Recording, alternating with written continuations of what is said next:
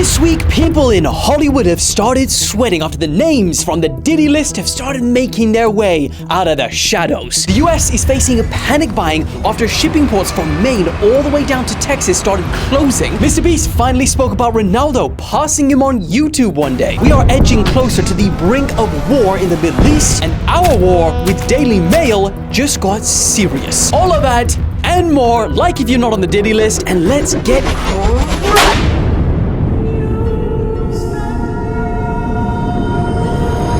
Okay, let's kick today off with one of the biggest updates we've had about Diddy in a while. So just yesterday, a law firm in Texas has announced that they are representing new cases on behalf of a staggering 120 victims ready to sue Diddy, claiming sexual assault. 60 were males, 60 were females, so didn't discriminate, did he? And 25 of them claimed to be minors at the time, the youngest of which was allegedly only 9 years old. That we're hearing for the first time. We knew some and sus was alleged, but we're hearing for the first time that minors may potentially be involved. Now, the attorney who has been in other notable cases like the BP oil spill and Astroworld deaths, he said that over 3,200 people have contacted his firm recently with allegations against Diddy, but their claims are still being corroborated while they work with these 120 that they're, confident with. But here is the craziest part about all of this. You ready? He said in this press conference that as they begin to file these lawsuits over the next 30 days, it won't be just Diddy named as the defendant. He said there is a long list of high-profile names that will shock you. But the names that we're going to name, assuming that our investigators confirm and corroborate what we've been told, are names that will shock you. These are individual cases. There are indeed other perpetrators involved. They will be revealed when that particular individual case is ready to be filed. They already know who they are. And I'm talking here about not just the cowardly but complicit bystanders. That is, those people that we know watched this behavior occur and did nothing. And I'm talking about the people that participated, encouraged it, egged it on. They know who they are. I call them the facilitators of foul play. Oh, Lord. The next month is about to go crazy. And just listen to this part. This is horrendous. Quote, some of this behavior has occurred at private residence of people who we all know. Some of this behavior has occurred at hotels that we're all familiar with. You should know that more than 55% of the victims have filed reports and reported this conduct to police or hospitals, many of whom did in fact seek medical treatment and were drug tested, and drugs were found in their system. Weird drugs that you've probably never heard of. Okay, so let me get this straight. So we're hearing that, a bunch of them did file reports with the police. And if that's the case, how the hell is this all only coming out now? 55% of 120, that's 60-something people. I'm not doing the quick math. 60-something people that have reported this to police against one person or people in a group. And nothing? That's crazy. And I want to remind you of a point that we made a couple of videos ago. The only reason Diddy is in jail today, waiting to go on trial, is because of a civil lawsuit. It literally took a member of the public to come forward with her claims and her lawsuit for law enforcement to finally bring down the hammer. I mean, and just imagine if his ex-girlfriend didn't. Bro would probably still have the keys to New York City right now. Now, to be fair, one of the potential reasons for this could be these alleged tapes that he has, allegedly, of a whole host of people. Because as we know from the lawsuit, the tapes from these parties filmed in, areas rigged with hidden cameras were allegedly used by Diddy to coerce victims and other high-profile attendees into silence, which is a tactic, remember, reminiscent of the Jeffrey Epstein days. In fact, several law enforcement agents and insiders have drawn direct comparisons between Diddy's operation and Epstein's, saying that many of the victims were too afraid to speak out due to the leverage that Diddy held over them with all of these recordings. So potentially that's why it's finally coming out now. Someone finally said, all right, I'm doing it. The attorney said that all of the clients were either seeking TV or some sort of music career with promises that they are going to make Diddy is going to make them a star. He continues talking about this one individual in particular who was allegedly 9 at the time. He said that he was taken into an audition room in New York City with Bad Boy Records. He said this individual was abused allegedly by Sean Diddy and several other people at the studio in the promise to both of his parents and him of getting a record deal. Now, he did go on to speak about a number of other horrifying accounts from his clients, but I will spare you the detail because Whoa. And this comes at the same time other lawyers representing different alleged victims said there already have been tapes leaking around Hollywood being shopped around to individuals in Hollywood. She said there's one in particular which is a sexually explicit video of Diddy and another A-list celebrity that, quote, I would venture to say is more high profile than Mr. Combs. Oh Lord, heads are about to roll. And celebrities in Hollywood apparently are starting to sweat because, man, you've seen the pictures. Almost everyone in Hollywood has been to a Diddy party. LeBron James himself said there ain't no party like a Diddy party. Now, granted, just because you've been to one, it doesn't mean that you're involved in these crimes. But even the association right now is pretty damning for people that really care about PR and optics. Like Ashton Kutcher. Apparently, he's stressing right now, according to an insider that apparently spoke to Daily Mail. So, take this with a large heap of, drain the entire ocean, take all of the salt that would have come from that, and take it with that amount of salt. Okay. Sorry, unnecessary, but you know, we're at war. Now, the source said that apparently Ashton Kutcher's concern is Diddy could say anything or do anything to turn on anyone at this point. Everyone who is close to Diddy fears the possibility of him making up false allegations to clear his own name. Man. I mean, I think this is going to go down very badly for a lot of celebrities because we've already been through this once before with Epstein. And you now have a public who feel like they've never got the full story with that one. And I don't think they're about to let this slide again. And finally, the attorney ended the press conference speaking directly to all of the alleged victims of Diddy, saying, it was not your fault. You were victimized by a group of powerful people that operated for 30 plus years. Woo, man. The day these names drop over the next month, if they do, the internet is about to break. Okay, now this next one is some genuinely major news for everyone in America. Shipping ports all the way from Maine to Texas have started closing down as a staggering 45,000 port workers have gone on strike in the last few days. Now, in all seriousness, this could lead to crippling disruption of the supply chain and the US economy, the likes of which most of us watching have never experienced before, because the last time a strike like this happened was almost 50 years ago. And let me give you some perspective for this. Each day they refuse to work, according to a JP Morgan analyst, it will cost the US economy up to $5 billion. Not a month, not a week, $5 billion a day. The head of the Port Workers Union said that people nowadays don't even know what a strike is. Everything in the United States comes on a ship, from food to clothing, construction material, cars, the list goes on. He said in the first week, it'll be all over the news. Second week, people in various industries will get laid off due to shortages. Third week, he says that malls will start shutting down because they can't get their products from China. Construction work will grind to a halt because they can't get their materials like steel, lumber, etc. And then he said this. You're better off sitting down and let's get a contract and let's move on with this world. And in today's world, I'll cripple you. I will cripple you, and you have no idea what that means. Now, the union is demanding a pay increase of 10% per year for the next 6 years after shipping firms, their profits soared during the pandemic, while inflation smashed the workers' salaries. So I get it. We all get it. Everyone that's worked for a salary gets that. But it's not just about the money, because they also want promises that these companies, in their contract, they will promise to not implement these autonomous robots that will threaten their jobs. And we'll get to that, because that is a very fascinating point. Now, here's the thing. Joe Biden technically does have the power to, suspend these strikes for about 80 days and send them back to work in what's called a cooling off period while they negotiate. But as of right now, the White House says that he is not planning to act. And that's because, if you think about it, he's in a pretty tricky position. If he sides with the shipping companies, he's literally choosing these foreign conglomerates over American citizens and workers. But if he sides with the workers and he refuses to suspend these strikes, and then the companies refuse to budge, then the whole country suffers. So, not an easy choice to make. Now, I mentioned that they didn't want automation, and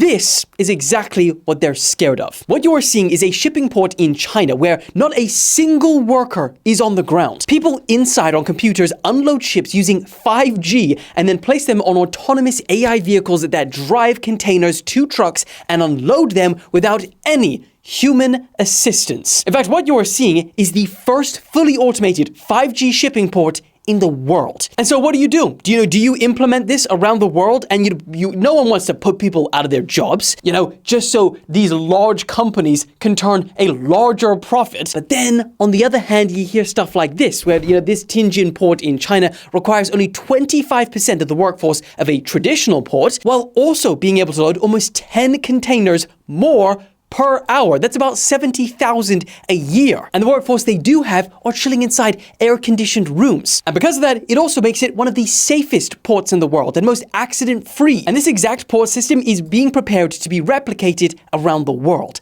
And the workers in the United States, they don't want that. Wait, so what do? Do you embrace technology or do you save human jobs? Let me know in the comments, but let's move on. Okay, I think it's time for our 3 sacrificial lambs. Okay, the 3 random generated comments from the last video, there. Get on the wall, like the video. Where's my whipper? Like the video. And also, how about you get this? You get one of these too. Oh, that'll do. Don't. No, oh God. I can do around the world. All right. Oh, you see? Close. Terahami again. Whew.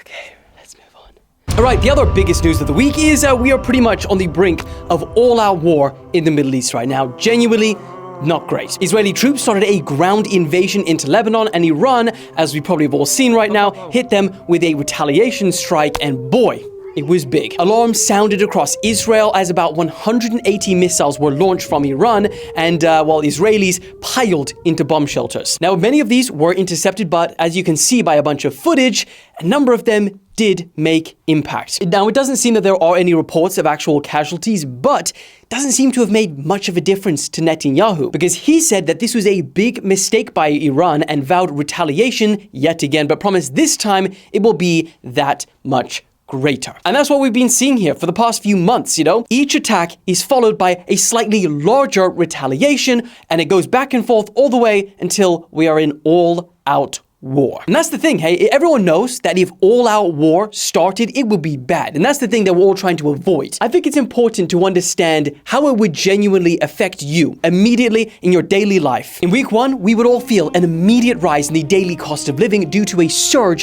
in oil prices. Now, it would feel similar to when Russia invaded Ukraine, but potentially a lot worse. That's because this area right here under Iran is the world's most strategic oil checkpoint. It's called the Strait of Hormuz, and it's where a massive 21% of all of the world's petroleum passes. And remember, as we felt just too many times in the past few years, when things become more expensive for companies, they don't front the bill. They pass that straight down to us. So if the supply of oil is majorly disrupted, that affects pretty much anything money can buy. Fuel, food, energy bills for the winter, boy, we're coming in that. Consumer goods and even airline travel, all rise, and as if it wasn't high enough already, eh? By week 2, if the conflict has continued to seriously escalate, at this point we could probably see global powers, step in and try and seek to protect their interests in the region. The United States and other Western countries like Britain, for example, might ramp up military support for Israel, while the likes of Russia, China, and North Korea could provide diplomatic or logistical support for Iran. And even countries in the region like the UAE and Saudi Arabia, which already have delicate relationships with Iran, well, they might be forced to choose sides. By week 3 and 4, if a ceasefire still cannot be agreed on and the fighting continues, well, the conflict would have likely have spread across multiple fronts, including Lebanon and possibly even Iraq and Syria, where Iran-backed militias have strong footholds. At this point, the US and Britain might be forced to directly get involved either through airstrikes themselves or naval blockades. Russia, China, and North Korea, which would be cautious of a all-out, full-scale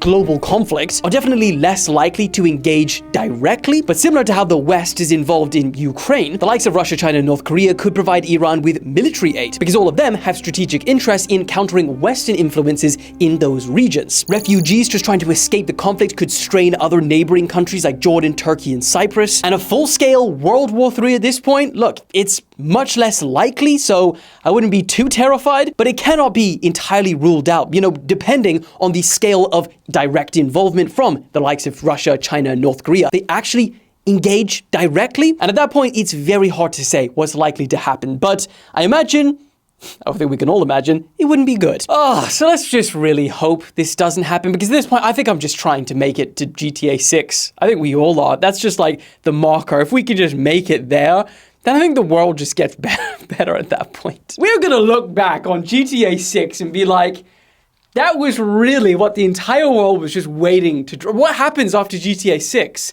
It's like BC and AD. That's going to be the marker.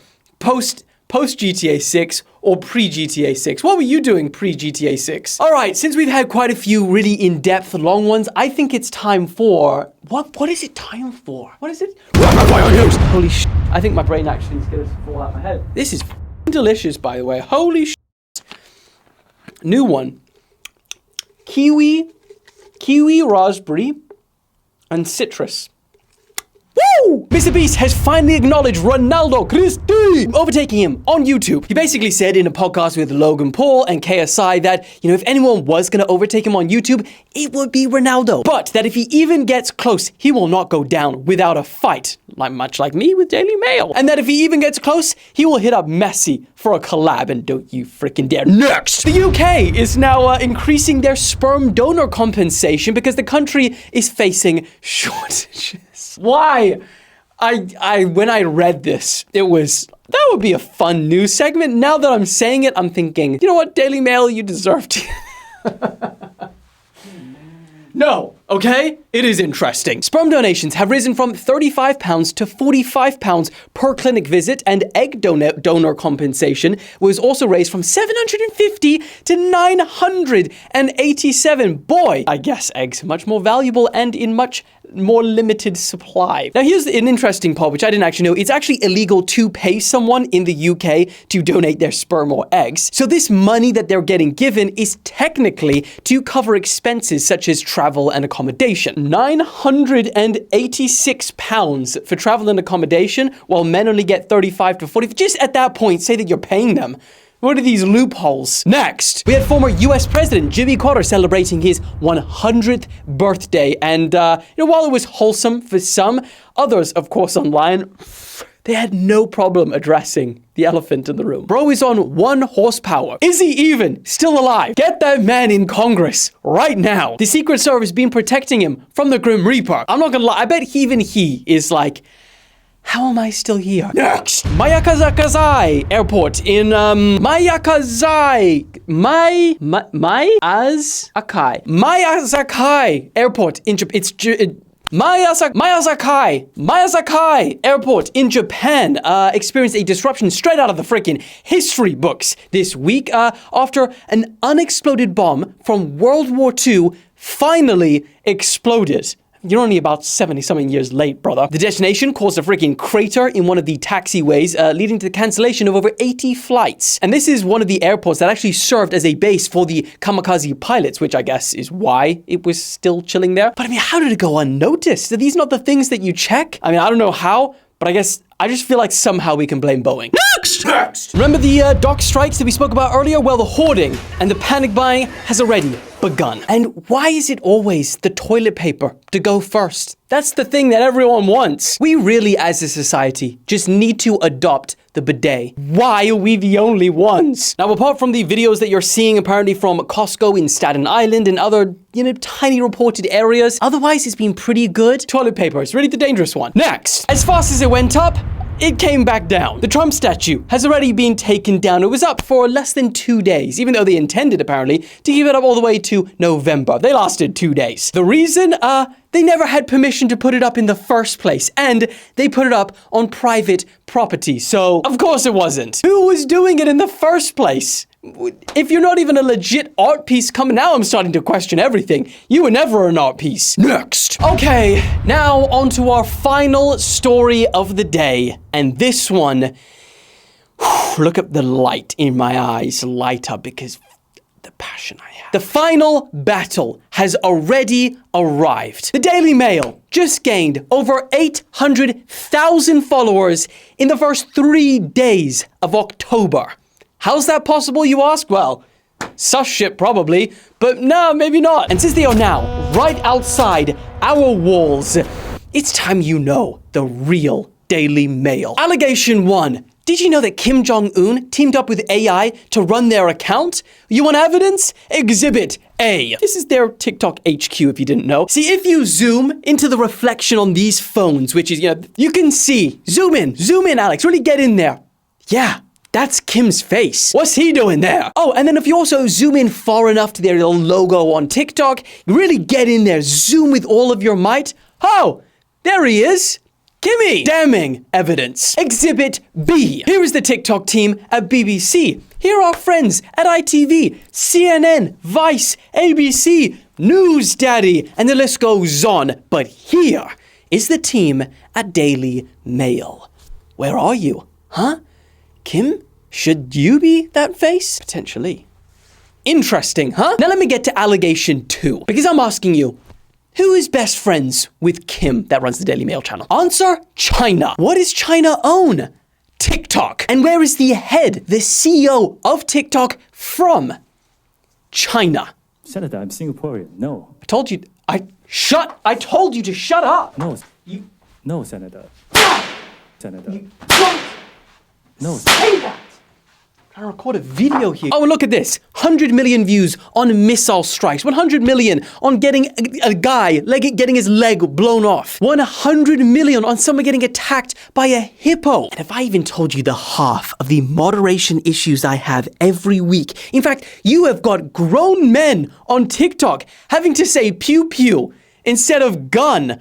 Right? This is a real thing on TikTok because it all gets taken down. Yet TikTok gives them hundreds of millions of views on the same videos that I got taken down for. Let me give you an example. The animation battle for my scene with Daily Mail that Alex created. Well, that got temporarily taken down. I had to appeal for shocking and violent graphic content. That one's got Kim written all over it. Exhibit whatever we're on now, allegation whatever we're on now. Daily Mail has 13 other accounts on TikTok, all of which struggle to break 100k views. And then on the other main channel, hundreds of millions? It's interesting, isn't it? Huh? All I'm saying is, we are at war with Daily Mail. As you can tell, war does things to a man. Now, I just want to say, for legal reasons, guys, for any lawyers kind of scrolling through this video and they happen to find this is all a joke, right? I also am heading to, North Korea in December, and Kim Jong-un, I'm sorry, I don't really, that's all a joke, it's satire purposes. So those are my allegations, and honestly, maybe by the time you're watching this,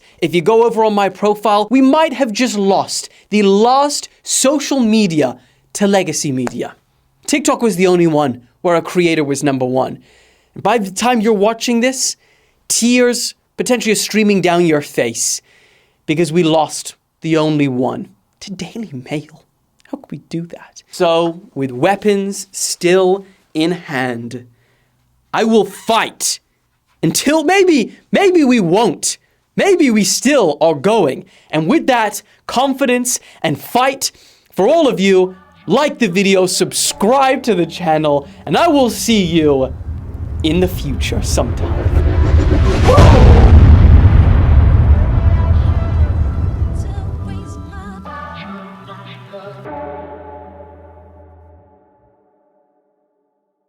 Like the video if you don't want to be hoovered up by Hoover Henry, and let's get cracking.